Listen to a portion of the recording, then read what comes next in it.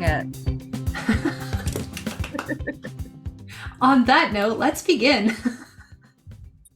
My name is Grace. I am at Guelph Guitar Repair, but today I am proud to be with the Luth Group interviewing the most wonderful and amazing Paris Andrew. We are reaching Paris in Genoa. Where are you in Italy? We're in Florence, Italy. So Florence, Firenze in Tuscany, yeah.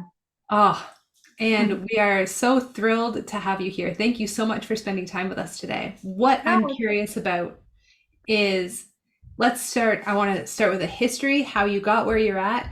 I want to know what your day looks day to day. Maybe we could do a little shop tour around.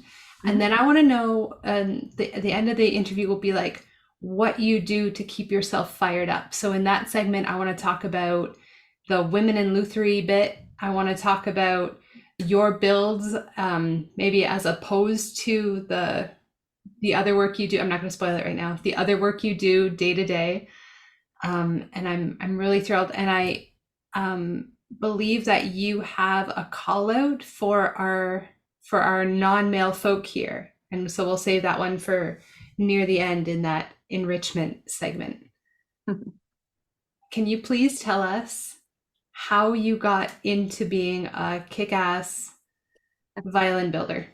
I don't know about kick-ass. So, I mean, like a lot of violin family luthiers, I played the violin.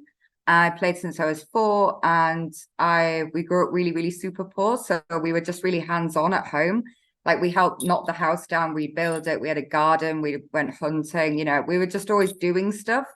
And my mum was super artistic, so we didn't have a TV. I mean, everything was just art projects and stuff in the house. And so I didn't want to be a musician. And when I was about 16, I had to take my violin to a luthier to get repairs done. And I thought, like, I want to do this. Like, I don't want to play the violin. Like, that's horrible. I want to make violins. I want to work with wood. I want to work with tools.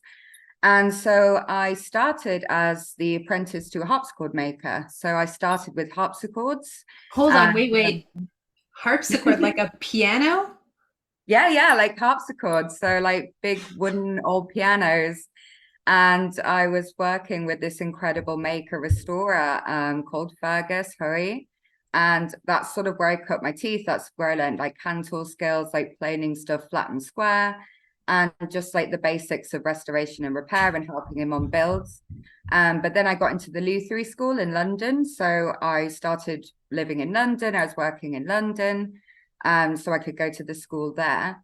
And the first year was new builds. So we were doing like building new violins. And then after that, we could choose to go into repair restoration, or we could just keep building more stuff, make cellos, things like that. And I actually chose repair restoration. And so I finished my school just doing repair restoration, but I was doing some building at home as well.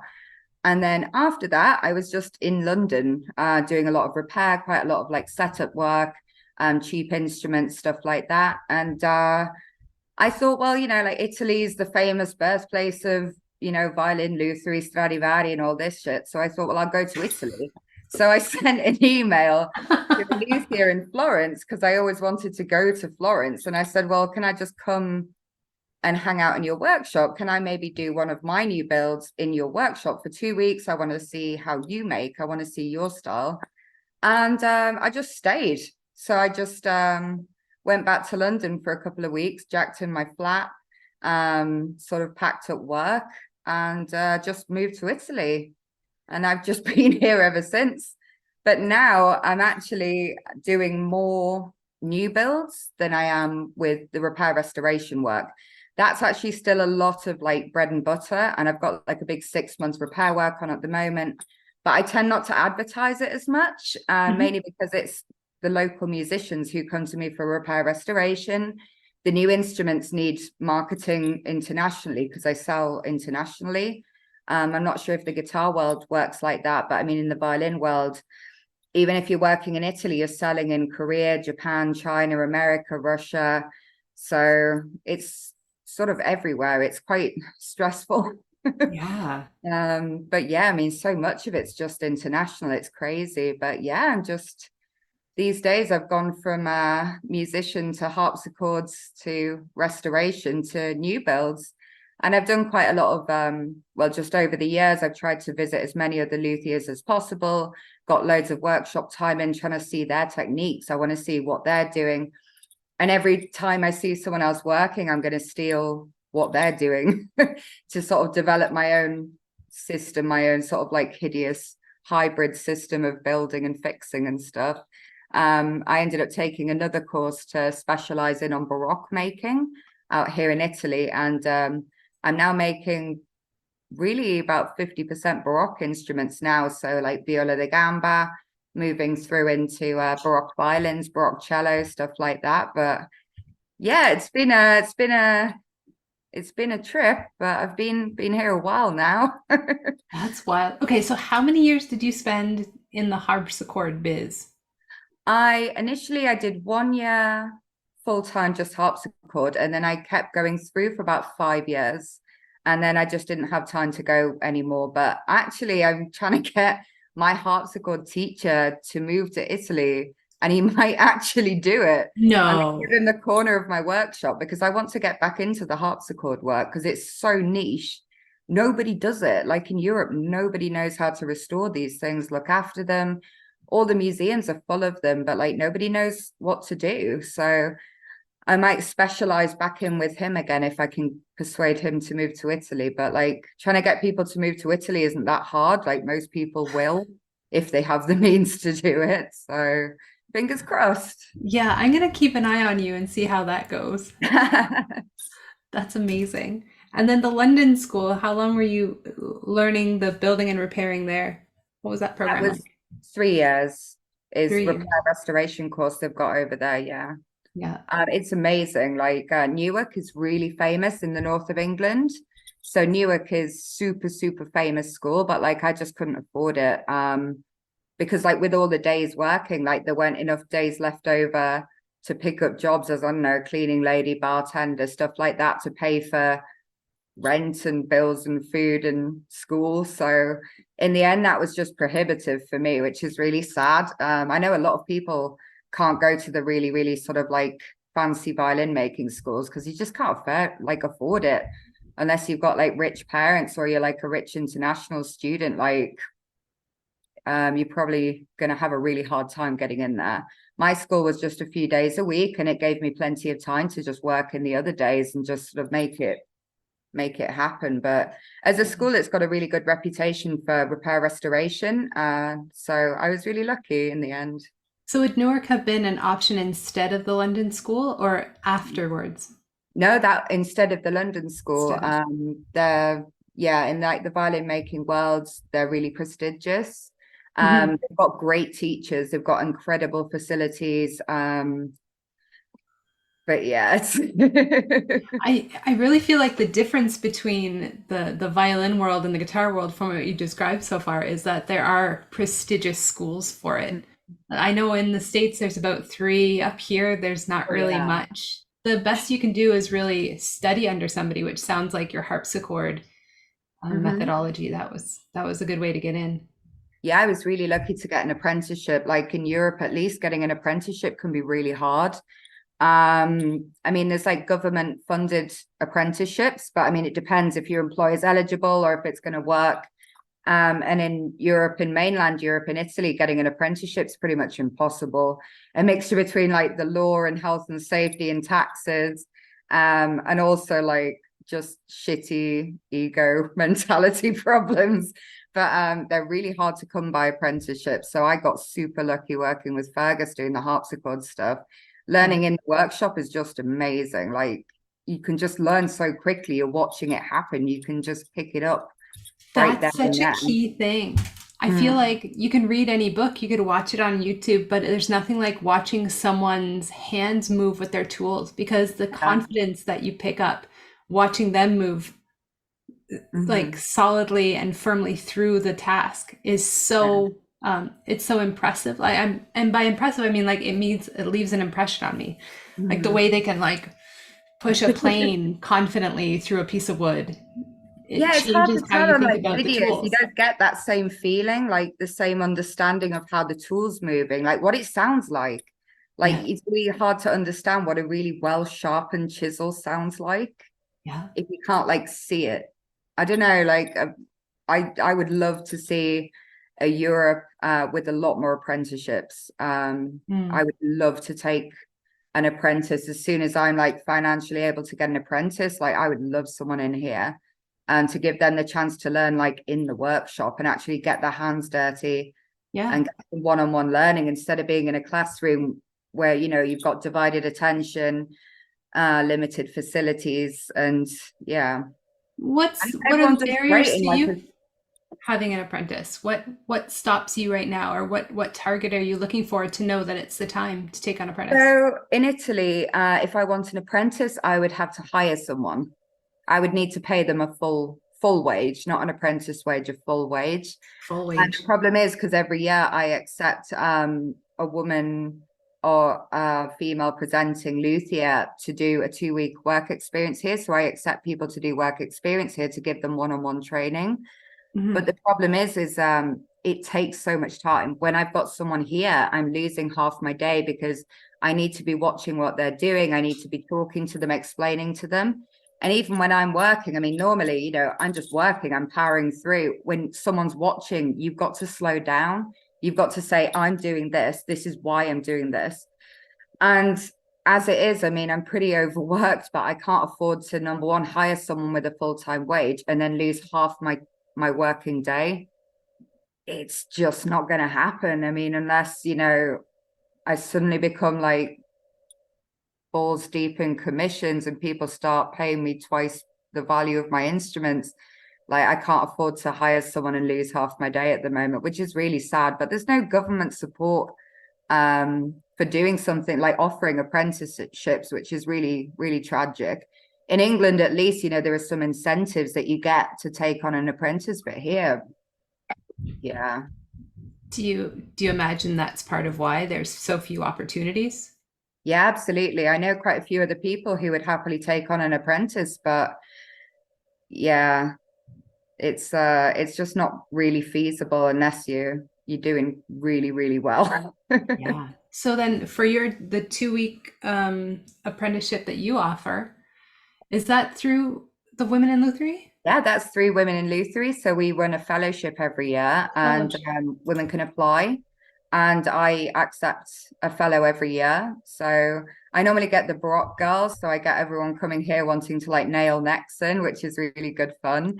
But yeah, I take someone every year for a couple of weeks. Sometimes they stay longer. I had someone from Mexico this year. She stayed for like nearly a month, but she's coming all Wow. the way from Mexico. So I wanted her to get like a good chunk of time to really like get her teeth in. Yeah. Um, but yeah, I I'd think like it's a lot of work having I'd like someone to in the go back workshop. to I'd like to go back to the nailing necks in. Mike Schramm was dealing with a repair recently where they nailed the neck in, and that was definitely not period correct. Eh, Schramster? Excuse me? That was 1930s or something with finishing nails in it. So that's not what you mean when you say Baroque style nailing in a neck, hey? I'm so ignorant and like with guitars and the guitar world, I honestly don't know. I mean, it could be the same thing. It's just the neck is nailed in through the upper block at the top. From the inside. Yeah. Oh, okay. So Yeah, it's like, Schramm's was from the outside. okay, wow.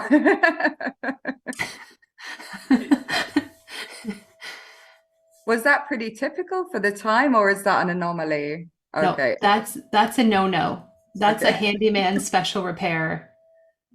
Yeah, we get some cello necks in like that where the neck snapped and someone just like drills a nail through it to try and clamp it back together. Oh my God, Um, please tell me more about that. What are some handyman repairs you've seen on beautiful instruments?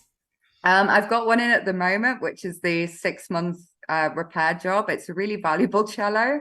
And someone's got so much like fucking gorilla glue and slabs of generic, slightly unidentifiable wood just caked on the inside of it. It's going to take me most of the time to undo what someone's done rather than actually even doing the work on it. But I mean, we've had all sorts, like the sound post is like super glued inside the instrument. We've had people trying to like retouch their own varnish. Like we've had super glue adventures. I mean, pretty much anything you could do to a violin with the inside of like a tool shop, like we've seen, like any kind of industrial glue. Just people have no fear. Even if the violin's worth like 300 grand, they are still going to have a fucking good go sticking something back on it with It some can't be type that of complicated. and a dream. Yeah, it's just like, yeah, clients are the hardest part of the work sometimes, but We can definitely talk more about that. That sounds like a similarity between, within the luthing world. yeah, but it's worked for me. So sometimes I think I shouldn't really complain, because if they didn't mess up the instrument so badly, then I wouldn't be getting paid to fix it all again. So yeah. And the creative problem solving you get to do. How do you dissolve this glue without dissolving the good glue? Uh-huh. Yeah, that's always the fun bit. And like clamping, like trying to figure out like weird jigs, like how can I clamp this on like a weird curved surface, like weird F-hole cracks and stuff. Like that's the best. Like trying to rig up some weird system with elastic bands and bits of wedges and things. Yeah, I think See, that's why restoration's so fun. Like yeah, I it's not feel just like painting by that's numbers. what we're missing out on in your Instagram by only sharing the beautiful posed in progress builds. We're Yeah. not seeing that creative elastic band chicanery. And I can't show it when it all goes wrong as well. So yeah. Miguel says nothing a 3D printer can't do. Yeah. Oh I'm yeah. dreaming of the CNCs. I've seen so many restorers using the fine CNC machines to like replace tiny, tiny little like slivers of wood to fix on the borders and stuff. It's just amazing. It's incredible. I mean, work that's going to take me a week. I mean, the CNC can just print it. I'm sitting here chalk fitting it for days. Like that machine is just getting a new piece made in like, I don't know how long a CNC machine takes, like not long. Not a week. Not a week. Yeah. But then you've got to buy a CNC machine and figure out how to use it and everything, which is the problem. I can't even use Zoom. Like I'm not going to do well with a CNC machine. Like I think I'll I just feel talk like that stuff. I feel like that's a limitation that a lot of craftspeople have too. The guitar world seems to be, well, at least through this group, they seem to be heading into it. It's nice to see CNCs in a lot of shops and people sharing their CNC skills. So when you come across something and you need something, you reach out to this group because we've That'd got be people. great. You see, I think it makes sense. I mean, we've got this new technology. It would be crazy not to use it. I mean, we've still got this sort of grande maestro Stradivari, hand tool, the old white dude with an apron and a candle mentality. Like everything has to be super traditional. And you have to work in the same way the old masters worked and all this stuff. A lot of it's just ego and like marketing. But we still have this idea that like if you're touching anything that's modern technology, you're like, desecrating the sacred craft, which is insane. I mean, if you'd given Stradivari a CNC machine, he would have used it. Like he absolutely would have used it. Like he wanted to get paid. He was whacking out millions of instruments using apprentices to get stuff done. Like it's all just too romanticized. It's really, really over romanticized. Ian, can you note that? Like that's got to be the quote for the YouTube channel. That if Stradivari had access to a CNC, yeah, that'd be awesome. And let's remember that Stradivari never had to deal with Gorilla Glue either. So He there's a never lot had of to challenges that are do it. modern that you're not allowed Uh-huh. to use modern solutions for. That's crazy. Yeah. I'd love to know, do you have a favorite clamp? It seems like such a little tool, but they come in so handy in a pinch. I What's do. a clamp that you I've got reach a for all really the good time? I've got a really good clamp. It's not the one I use the most, but it's my favorite. I'm gonna go and get it out of a drawer. One Go second. get it. Oh, she's pulling drawers for us, guys. Love it.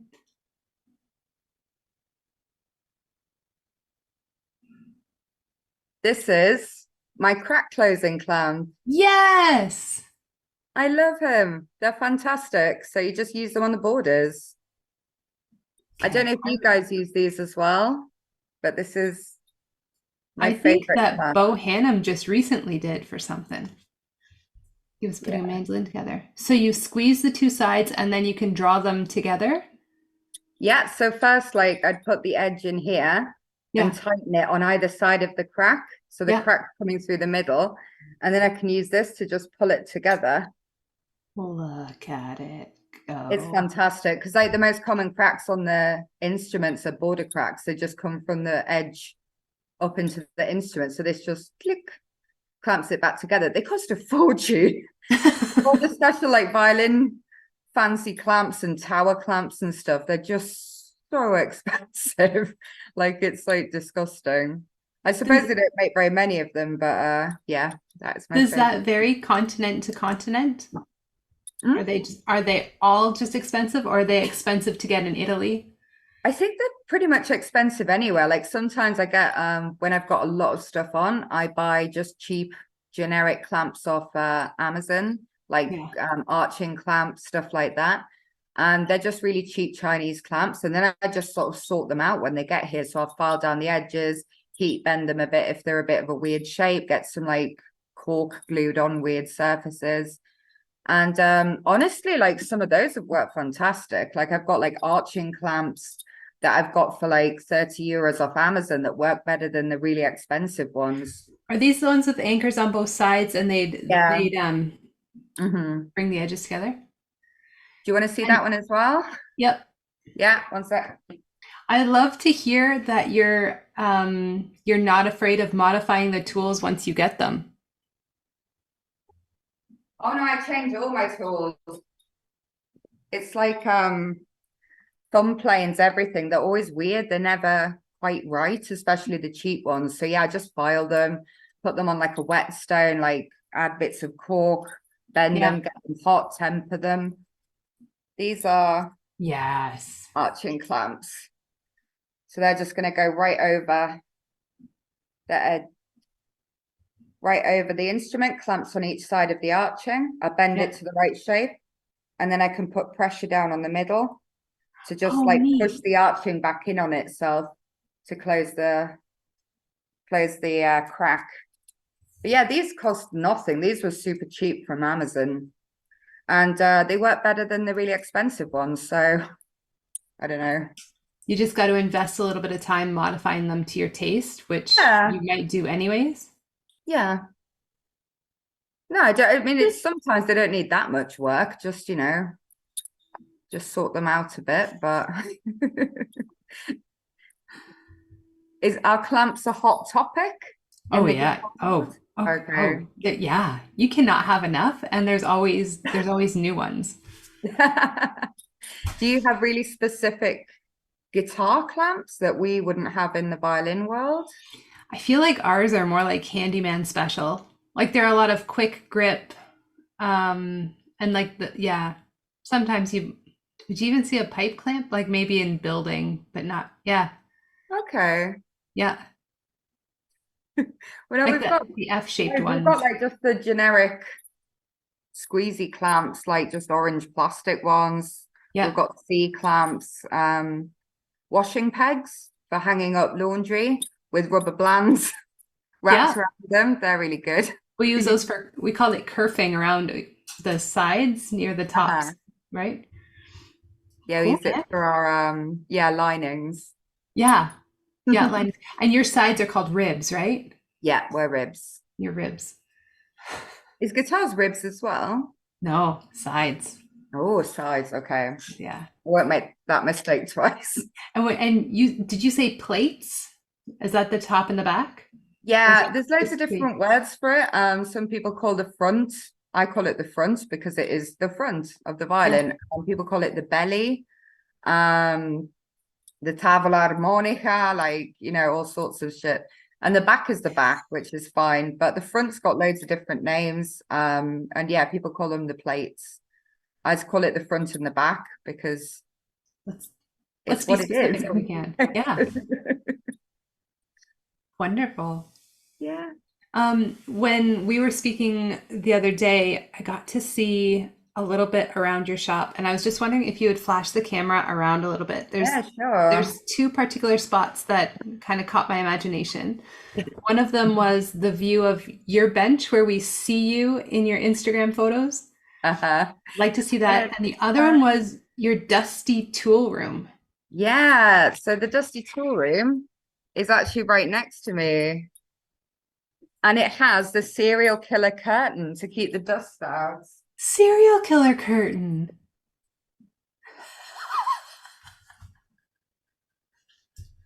And it's great. And it's got magnets on and it clicks shut and it keeps all the dust inside. All the dust and blood. Yeah, but it does look quite serial killery. So that is the tool corner of shame with a guitar, which is You not don't mine. say. Yeah, it is bits of a guitar. Just throw axes at it or something? You got I that don't there know, for. it's just sitting here. There's a lot of stuff everywhere. There is the generic wood pile #1. This is my colleague's bench, but I've taken it over to do a cello repair. Right. And lots of my crap everywhere. There is the giant Roger Waters poster, also belonging to my colleague Francesca. There's my bench, Paris's bench, which is very clean. Oh, and you got that tidy. green vise, eh? Yeah, the green vise. This thing is amazing. That's a classic I'm Luth to show vise. you.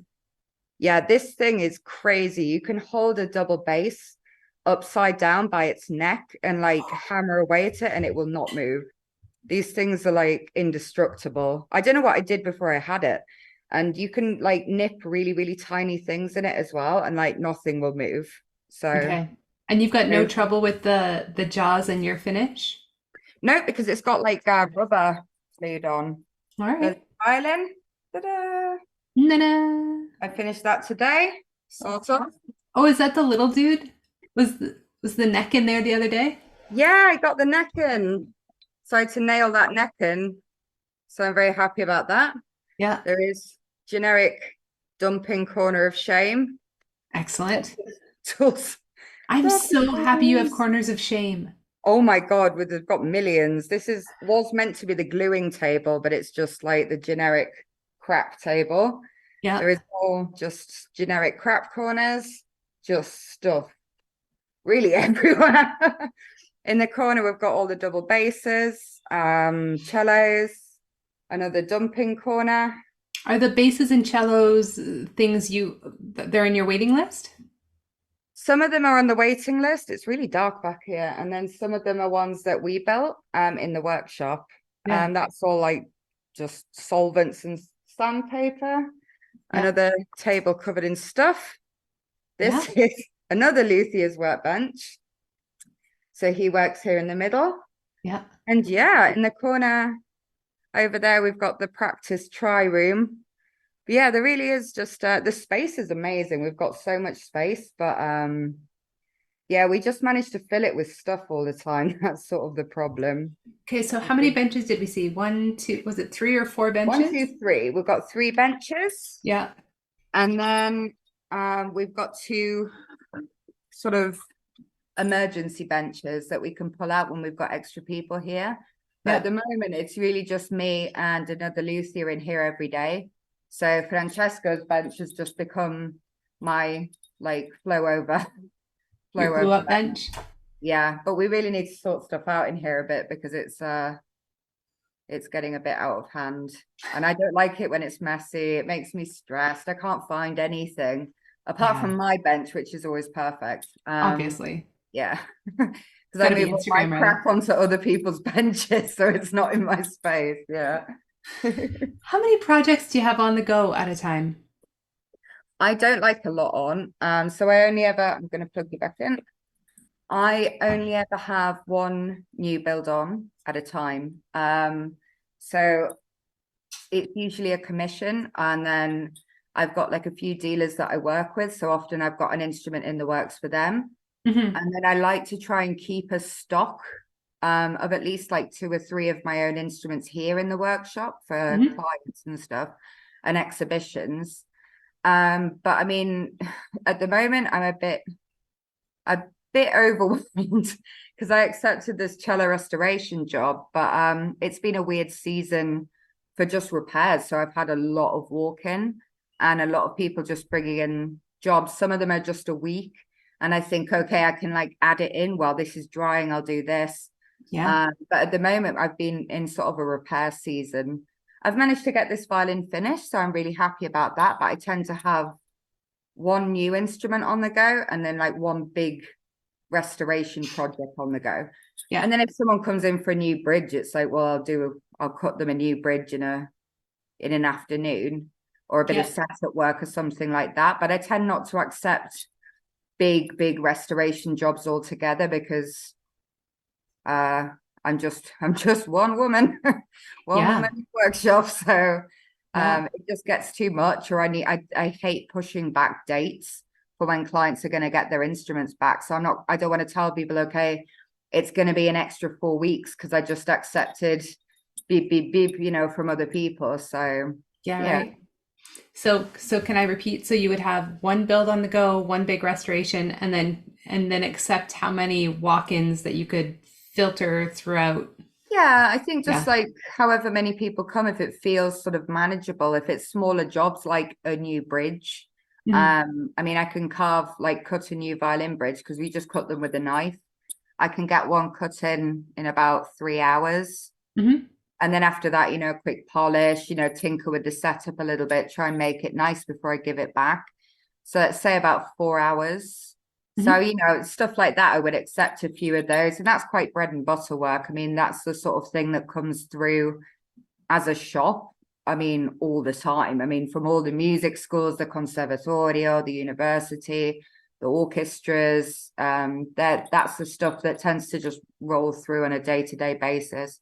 And I can always find time for that. And if it's one of my favorite clients, I'll do it after dinner. It's like, okay, well, I'll just have a glass of wine and just cut them a new bridge in after dinner. If it's a favorite client, if it's not, then they can just they'll wait. Yeah. Oh, I really like that that setup you've got. That makes total sense. And like doing those small repairs, maybe you could do it after you've had a glass of wine, but that's the kind of repair that's going to give somebody confidence to come to you for the big job in the future too.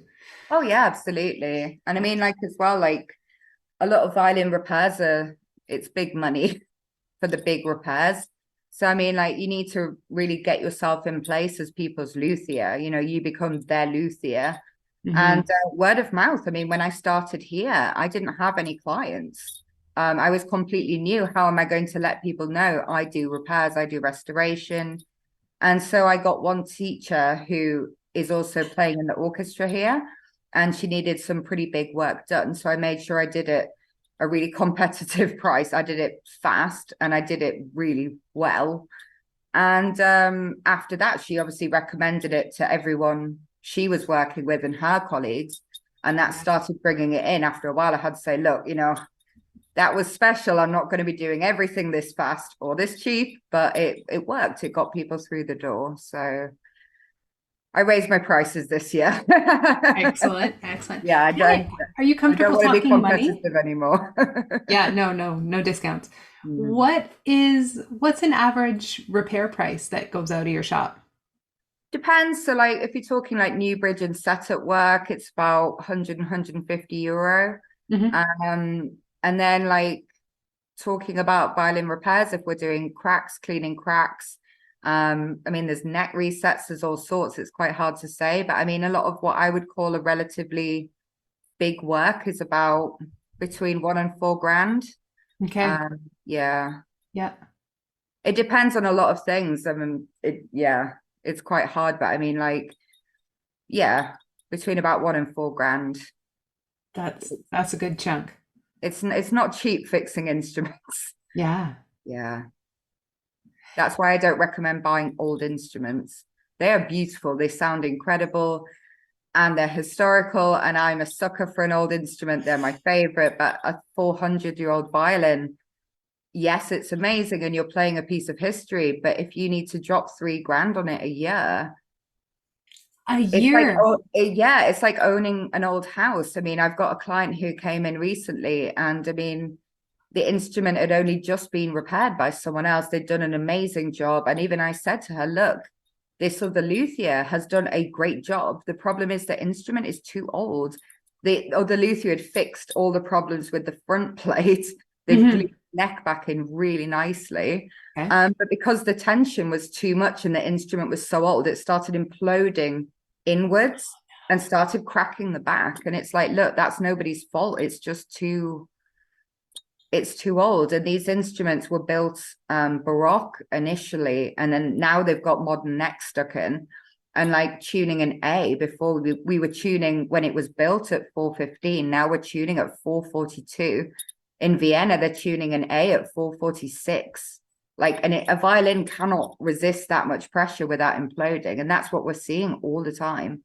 Okay. They just keep making the A higher and higher and higher, but that is way too much tension on a 400-year-old bit of wood, a bit of spruce that's 1.6 mil bloody thickness. I mean, like, it's not going to hold forever. Yeah. So yeah. Wow. So what do you do in that case? What's your advice to this violin owner? Well, an option is to re-baroque it. So take out the modern neck, Okay. open it up, take out the bass bar, put in a nice baroque bass bar, refit. So take the scroll off, scroll graft, fit a baroque neck in with a new upper block. This is big work. And then sort of do a baroque setup, and that way you're going to be tuning a lot lower with gut strings, and the tension is going to be a fraction of what it is as a modern violin, and it's going to resist a lot longer. Otherwise you just keep patching it up and wait for the next thing to break. But it's really up to them. But I've advised, look, there's only so much I can do, and there's only so much that I'm like ethically willing to do if it's just going to keep breaking. I'm not going to keep saying, okay, we'll do this, this, and this if I can see that there are going to be problems in the future. That's just not nice. So it's not a nice thing to do. I think we need to have another conversation with you and talk about what re-barocking an instrument actually entails. Am I under the impression it's like changing the neck angle and you're beefing things up? Yeah, so all the instruments that were made originally by the great masters, all the instruments that were made in the 1700s and before were Baroque, all of them. So the neck is glued onto the rib structure and it's nailed in. And the neck is level, so completely level with the borders. And that means there's no inclination of the neck. It's just a straight line. But then that was because the fingerboard has a wedge. So we get the height of the fingerboard from the wedge and not from the inclination of the neck. It's all coming from a big wedged fingerboard. And because it's flat and the height of the fingerboard, the action is a lot lower and there's a lot less pressure. But then they were using gut strings, and like gut strings, they're a lot softer, they're a lot more flexible, they're not being tuned so high. So there's a lot less tension, and Baroque instruments are a lot quieter. They don't have that same metallic potency. But also, as like music developed and people wanted to play great symphonies in concert halls, you needed instruments that could fill a concert hall, not just a tiny little stanza in someone's villa. You needed an instrument that was loud enough that everyone could hear it, even at the back of a theater. So they started doing the inclination of the neck. So you had more tension, so you had more sound. Gut strings wrapped in wire were born. And because the neck is inclined, you need to like fit it. So it's like dovetailed in. So it's just jointed in. So yeah, that's with all the old instruments, all the Stradivari, the Amati violins, all of them, they had their original neck pulled off and a new one jointed in to make it modern. Wow. Yeah, but I like the Baroque ones more. It's more fun, like, because you get to like nail the neck in, like, oh, brilliant. Like, I did that this morning. It was just the highlight of my day, just like nailing a hot nail into the neck. Yeah. Sounds a little bit brute for the whole trade. Yeah, it's really risky as well, because like you can just like completely split the upper block and the neck. So like the whole thing is tanked. Like you got It's one never shot. happened to me yet, but yeah, it's like wakes you up in the morning. It's a good way to start the day. Yeah. The adrenaline and fear. Yeah, danger, living life on the edge. Way better than caffeine. Now, Paris, I'd love to talk to you about the Women in Lutherie and how being part of that organization gives you an extra little bit of sparkle to your day and to your year. When did you get involved with this group? Why is it important to you, and what can we do to help? So it basically started during the pandemic. So Jennifer Kradick, who is part of the Violin Society of America, she wanted to host a Zoom for women who are luthiers. And she actually put a post about it, I think, on Instagram and said, oh, women, you can come to this Zoom meeting. So I went along and I was like, who the fuck are all these women? These women are amazing. And we were chatting away, we're sharing stories. We've got women doing everything from like making ouds to like guitar restoration, like every kind of instrument, technicians. And it was just fantastic. I mean, like, I love women. Like, I just want to spend my life surrounded by women. And it was just so interesting to like see how many different people there were who had such different lives. And we all had this one thing in common. So we started like spending more and more time together doing these like Zooms that became sort of weekly. At which point we decided, look, we need to structure this because we've got the potential of doing something really interesting. So Jimin Kim joined on board as like a co-founder, and I jumped on board, and the three of us just started trying to like structure it. So we got the Facebook group started as to be like, a hub. It's a place where people could join, and you can chat about anything. I mean, like, on the wall, people can talk about anything from advice to sharing stories to personal things to their experiences. And it just became a place where everyone could talk to each other and share ideas. And yeah, and then we started the fellowship, which was so excited about.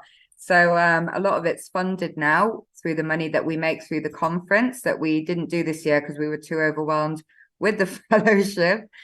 But yeah, no, we've been accepting applications, and then we match, we find them a mentor, and we arrange a fellowship for them, which happens during the summer in their field. And it's just been such a big success. I've found it really, really great to see, because we've had so many horror stories about especially younger women entering the industry in the violin world. Especially the violin world is not a particularly woman-friendly place at all.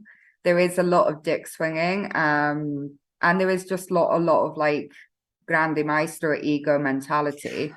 And I mean, Christ, I was never made to feel welcome. I've had everything said at me or about me.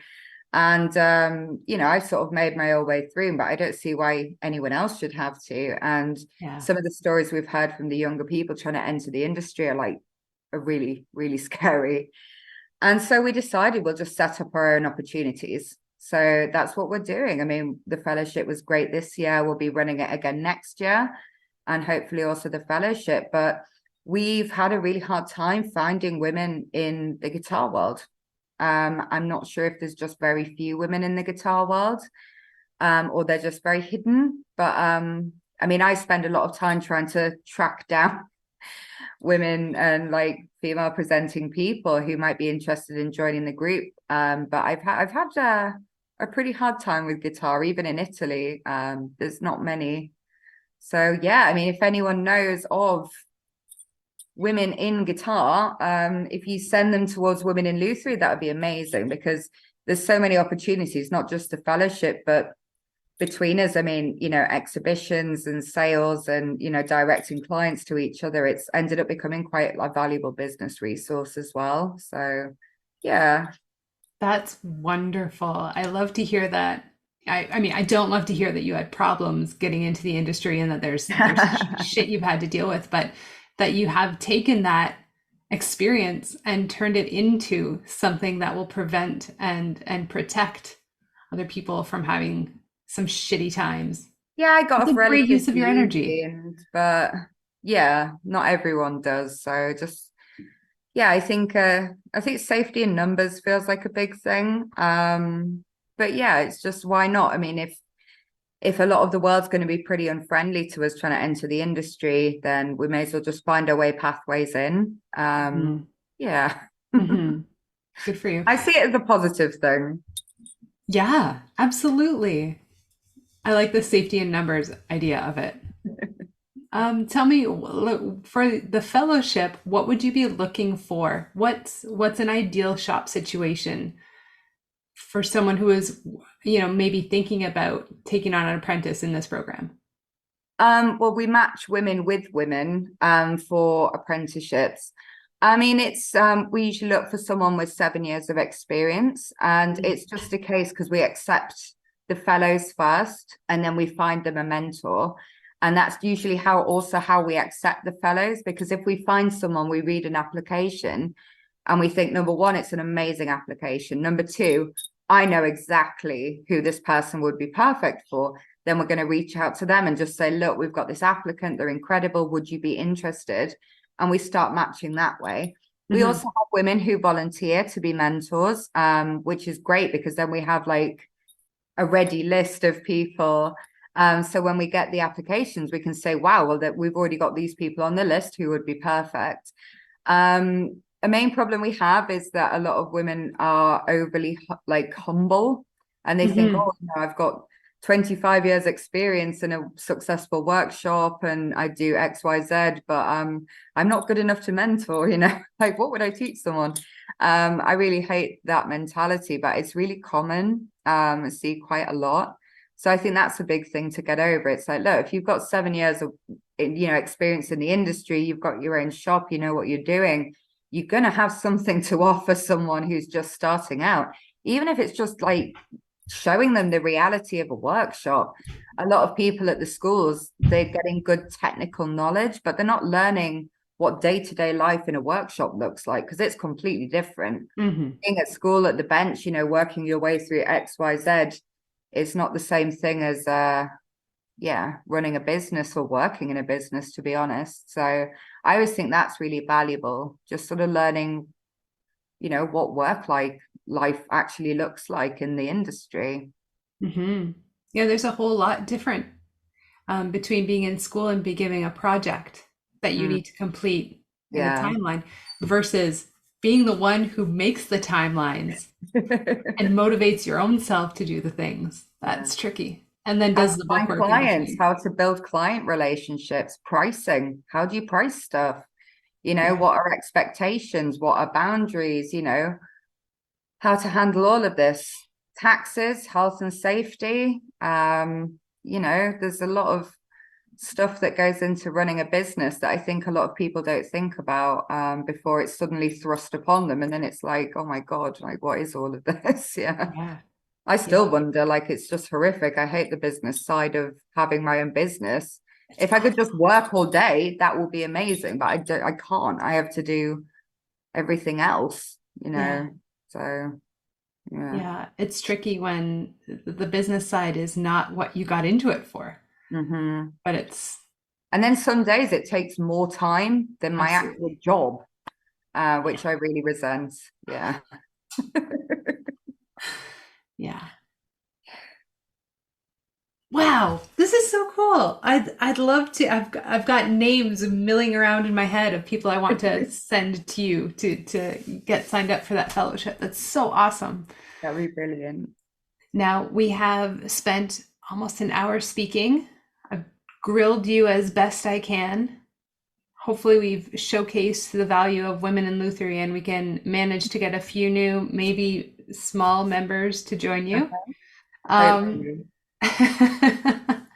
there was just a small person that showed up on the screen. I thought it was cute. Does anyone else have any questions for Paris? She's an open book, man. You see. Oh, it's Ian. Oh, I can't hear anything. He's gonna want to unmute. Here I am. Okay. The neck angle on the Brock instruments. What like were they wedging the fingerboards up to have a bridge of similar height, or were the bridges lower? What are the what were the thoughts about changing the neck angle if the bridge was going to be relatively in the same position, or is the bridge relatively in the same position? The bridge is in roughly the same position. Often it's a lot lower than on a modern violin, so it can sit a little lower than it normally does. And the nut at the top of the bridge of the fingerboard is a little higher. Mhm. So you've got like a sort of like you've got like a higher string height from the fingerboard, which is flat. But because the neck is completely flat with the borders, I mean the whole height of the fingerboard is just coming from a wedge. So it's really thick. It's a really thick neck fingerboard situation, which is one of the reasons that it died out, because again, it was quite uncomfortable and you had quite limited movement moving up and down. Cool. Thank you. It's just fascinating to hear that the old instruments in the violin world, because we have steel string guitars with bridges that are, the strings are coming up through the bridge and torquing over on the top. And I'm always telling people, these may not be forever items. Some of these old guitars are actively eating themselves. And I always go, and you look at the violin world, they've got all, tail pieces and all this. So it's just fascinating. I guess I hadn't thought that those instruments could be eating themselves as well. Like, Yeah. But is it not a problem that you see with like classic guitars and flamenco guitars with, like the actual body itself, like body neck situation? We're not talking a billion years away from violin. I mean, eventually is the pressure, increased tension over time not going to start causing similar problems? I don't deal in the nylon world, exclusively enough to, really fun understand it. I know the string tension is a lot less, but I would imagine they probably have a similar situation on steel string acoustics. The way the strings go, underneath the top and then latch onto the bottom of the bridge plate, though, that's just a whole, it's just, trying to lever the whole top right off of there. But so yeah, thank you. I hope it answered the question right. That was a great answer. I guess I just wasn't visualizing what was changing with the instruments go into that. There's a question in the chat from Miguel. I'm hoping I would love for him to unmute and ask it. Come on, Miguel, don't be shy. Okay. Hello. Hello. So I used to apprentice with a luthier that used to work with violins. So that was my first actual work in this world. So what I'm trying to ask is, have someone in history changed the neck of a Guarnieri to achieve more loudness in the violin? Yeah, I'm not aware of any Guarnieri that have the original neck. I think all of them got modernized. With the Stradivari instruments, I know that I think there's a tenor viola and 2 violins that have remained Baroque, but all the rest got changed. But I don't think there's any Guarnieri that didn't get modified. So they've had modern necks grafted in, which obviously is going to massively change the projection of the instrument, because with the modern neck setting, you've got the higher tension metal strings and a lot more power. So in some ways they sound better technically. So did you need to change the bass bar in order to modify that with the new neck? Yeah, because with the Baroque violins and the Baroque cello and viola, the bass bar was a lot flatter and a lot shorter. So it tends to be about 24, 25 centimeters.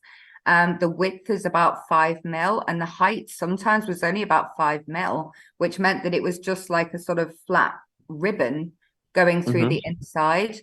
And when they changed the necks, they fitted these lot more what we see now as normal violin bass bars. So we've got like a big, higher, chunkier bass bar with the sort of famous bass bar shape on it. So they got changed as well. I'm not sure how a modern bass bar would work in a Baroque violin, but I have always wondered if it might be an interesting hybrid to try in the future. Yeah, that will definitely be a good experiment. Thank you very much. Thank you. Thanks, Miguel.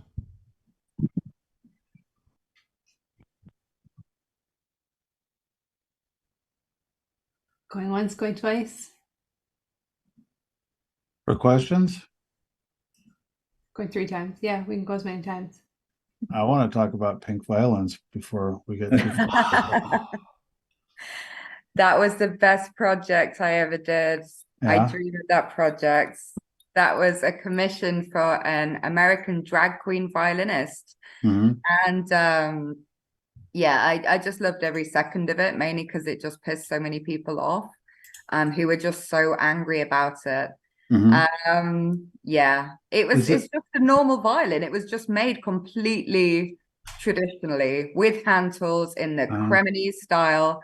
The wood is high quality tone wood. The only difference is the varnish, and people just were furious about it. Is it a regular violin varnish that you've added pigments or dyes to, or is it it's an oil varnish, so it's a violin oil varnish, so like resin cooked in linseed oil, and it's a clear violin oil varnish, and then I just added a neon pink pigment, and it just went pink.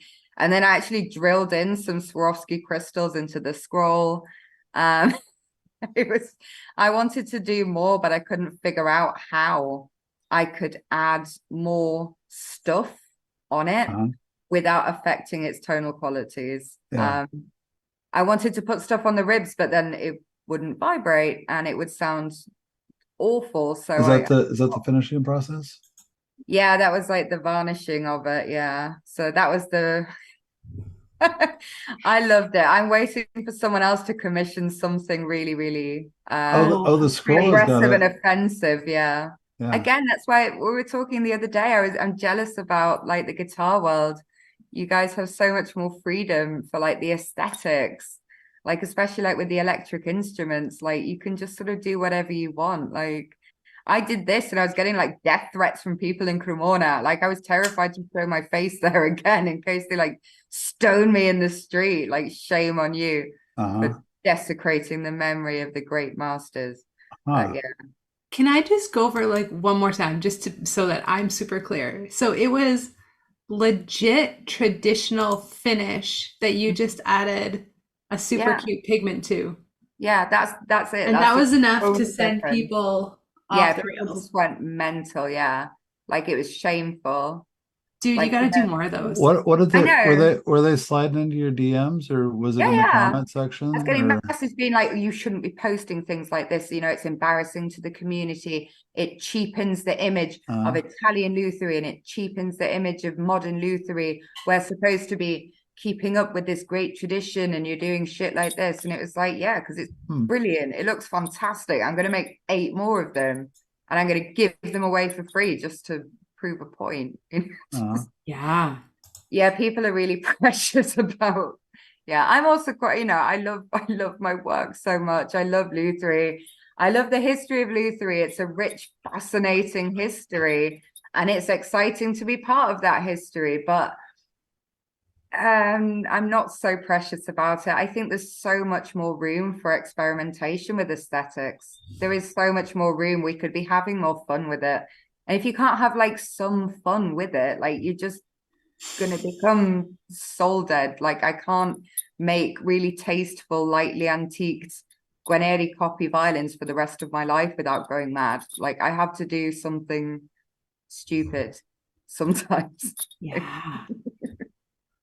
It's so pretty. It's so interesting. I wouldn't have classified that as so brave. I think it's shocking and beautiful, but it certainly doesn't defy the logic of violin making. Yeah, I didn't think it was so crazy. Also because it's pink, which is in like the orange family.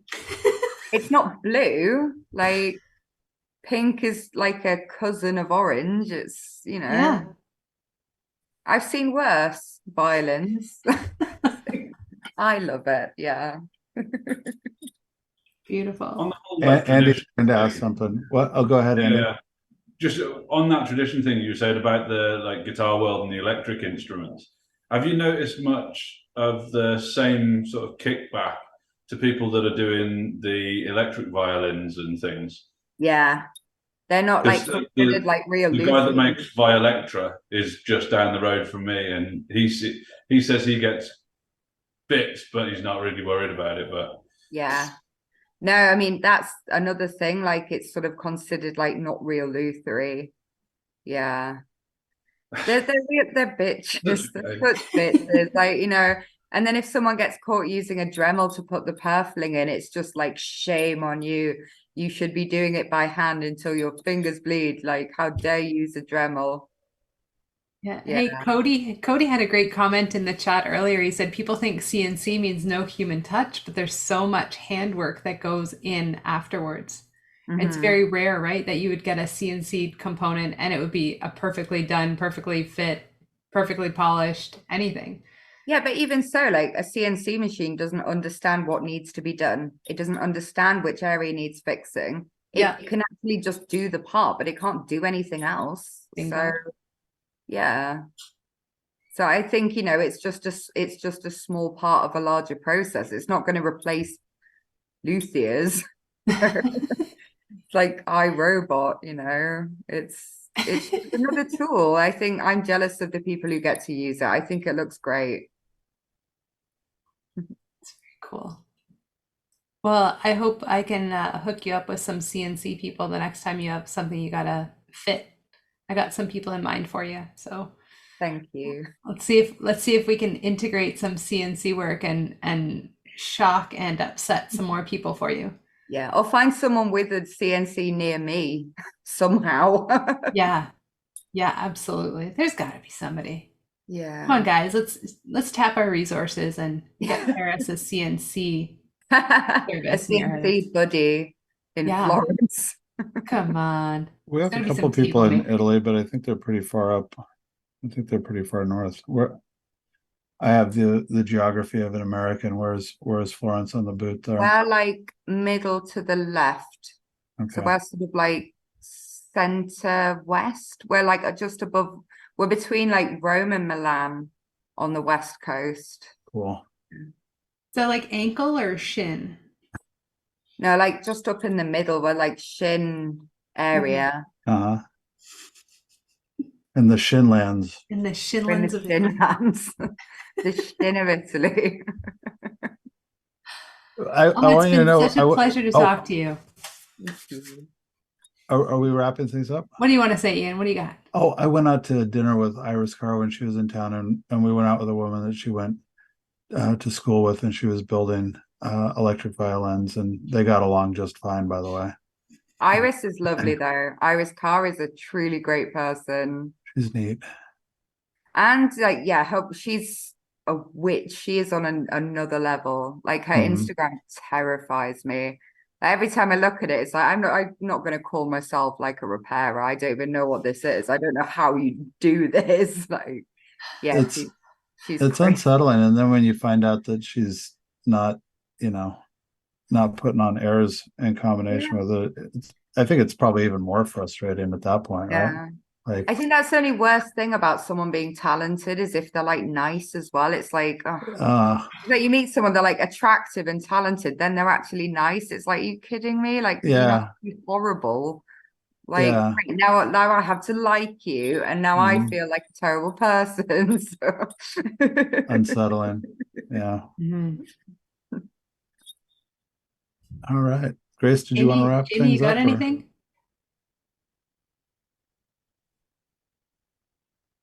No? James, you got anything? Got any tooling you can throw Paris's way? No, but I've enjoyed the interview immensely. Also, James might be a resource. He got the same machine that Jerry Lynn recommended, and Jerry Lynn just actually got one, and he was doing all that. We have. I'll send you the videos. He was doing what he called structured light modeling and all that kind of stuff. So I'll make sure I get those to you. But James knows all about that machine. Oh, fantastic. Thank you.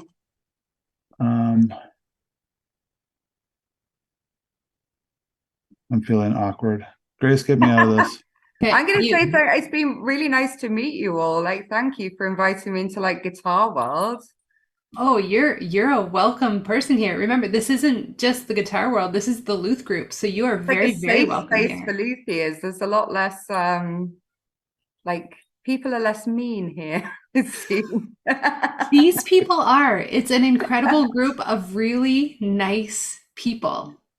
When people So- wonder about the violin world, I'm like, have you ever been on MaestroNet? Like that is a perfect example of like the violin mentality. Is MaestroNet. It is hell on earth. Like Did you I've say never- Maestro Net? MaestroNet is where you With a name like that, it's full Yeah, of it's full the of a-holes. forum. Unbelievable. It is the forum for violin family instrument making and repair. And someone will post a comment like, oh, guys, have you ever used XYZ in your varnishing? And then someone will write an essay. If you were a real luthier, you would know that you can never use XYZ. Bib, bib, bib, 5 pages. Next guy, you don't know what you're talking about. How dare you? Sacconi wrote in his 1943 thesis, you can only use this. Next guy, I personally analyzed and carbon dated a Strad and you're all wrong. And it just goes on forever. Yeah. And then you get some like good old fashioned misogyny, some racial slurs and homophobic slurs thrown in. The cherry on top. And yeah, jobs are good. And so that's MaestroNet, and that sums up. We have Oh. so far we've only got one rule, and that's no Luth on Luth violence. And that forum energy, like that's we have a forum now, and I'm like on guard, like reading every post to make sure we don't get anything like that, because it can go from 0 to hate speech and Oh like God, yeah. three replies, you know. Uh-huh. And that's special to the Luth group, but there are some definite guitar forums where you get the same kind of heated, deep Oh my dives God. and personal attacks because of your ideas. It's awful. Yeah. I saw one once where this kid was like, I just filled the divots in my frets with solder. Now I don't have to get a refret.